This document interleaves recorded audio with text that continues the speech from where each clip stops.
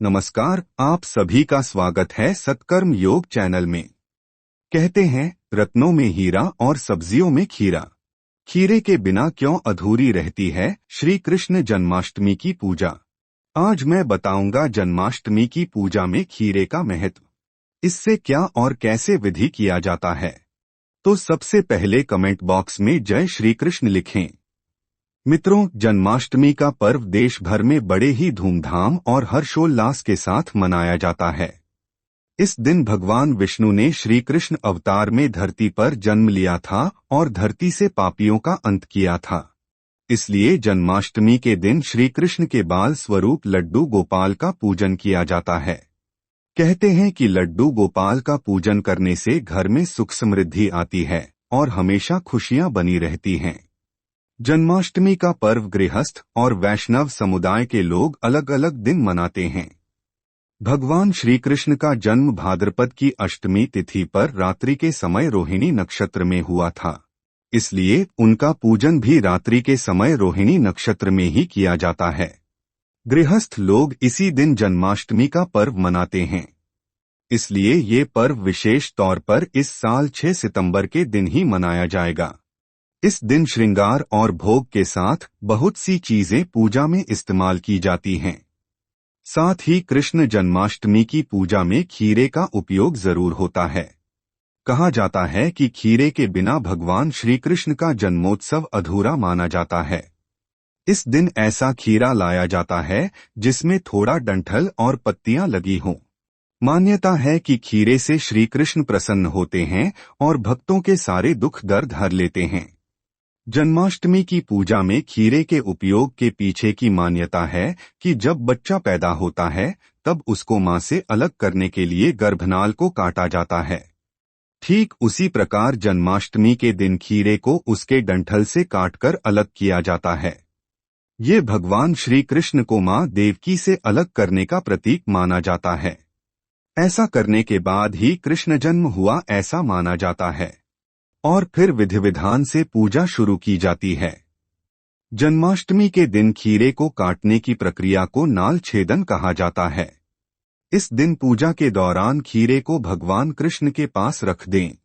रात में 12 बजे यानी भगवान कृष्ण के जन्म के समय एक सिक्के की मदद से खीरा और डंठल को बीच से काट दें। इसके बाद 3 बार शंख जरूर बजाएं। बच्चे के पैदा होने पर गर्भनाल से बच्चे को अलग किया जाता है। इसी रूप में खीरा, जिसे अपरिपक्व फल कहा जाता है, उसे काटा जाता है। महामृत्युंजय मंत्र में भी उर्वारुक मिव का उल्लेख है। इसमें उर्वारुक का अर्थ खीरा होता है। यहाँ इसका कष्टों से अलग होकर मुक्त हो जाने का अर्थ है।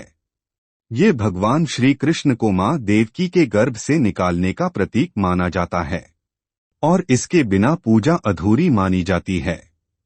आखिर खीरे को ही क्यों काटा जाता है? तो जितने भी बेलों पर लगने वाले फल और सब्जियां होती हैं, उन्हें पकने पर तोड़ना पड़ता है। लेकिन खीरा ही एकमात्र ऐसी सब्जी है जो पकने पर स्वयं अपनी लता छोड़ देती है। इस कारण भी इसका महत्व बढ़ जाता है और खीरा भगवान कृष्ण को अत्यंत प्रिय भी है। मान्यता है कि खीरे के उपयोग से भगवान श्री कृष्ण प्रसन्न होते हैं। खीरा चढ़ाने से नंदलाल भक्तों के सारे कष्ट हर लेते हैं। इस पूजा में डंठल और पत्ती लगे हुए खीरे का ही उपयोग करें। अब पूजा के बाद इस खीरे का क्या करें? ज्यादातर लोग कान्हा के जन्म में इस्तेमाल होने वाले खीरे को प्रसाद के रूप में बांट देते हैं। कुछ जगहों पर इसे नवविवाहित महिला को या गर्भवती महिला को खिलाया जाता है। मान्यता है कि नवविवाहिता को या गर्भवती महिला को ये खीरा खिलाने से भगवान श्री कृष्ण की तरह तेजस्वी पुत्र की प्राप्ति होती है। जब निशीत काल में कान्हा की पूजा होती है, उस समय खीरे में दरार आ जाना बहुत ही शुभ संकेत होता है। ऐसा माना जाता है कि भगवान का आगमन हुआ है और ये उसका संकेत है।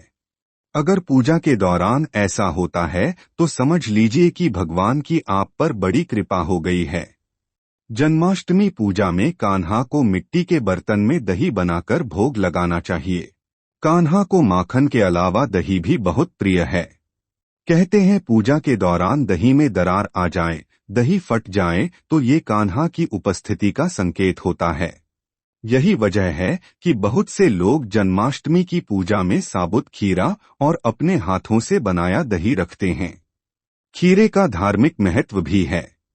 खीरे की उत्पत्ति भारत में ही हुई है। भारत के प्राचीन आयुर्वेदिक ग्रंथों में खीरे को शीतलता लाने वाला बताया गया है। करीब 3000 साल से इसकी भारत में खेती की जा रही है। बौद्ध और जैन ग्रंथों में खीरे का वर्णन है। आयुर्वेदिक ग्रंथ चरक संहिता में खीरे को त्रपुष कहा गया है। इसका सेवन सेहत के लिए बहुत ही अच्छा बताया गया है। कमेंट बॉक्स में अभी तक जय श्री कृष्ण नहीं लिखा है तो तुरंत लिख दें। शास्त्रों में हर समस्या का समाधान लिखा है, मैं आप तक लेकर आता रहूंगा। तो मेरी अगली वीडियो भी अवश्य देखें और कुछ नया आप जान पाएंगे। धन्यवाद।